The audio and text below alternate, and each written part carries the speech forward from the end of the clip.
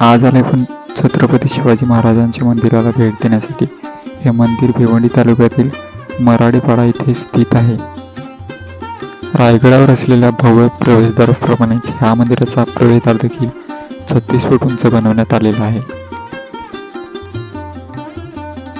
हिंदवी स्वराज्याचे संस्थापक छत्रपती शिवाजी महाराज यांच्या कार्याची प्रेरणा पुढील पिढीपर्यंत पोहोचावी या उद्देशाने हे मंदिर उभारण्यात आलेले आहे. मंदिर हे केवळ पूजस्थान नसून इतिहास जगवणारे केंद्र आहे.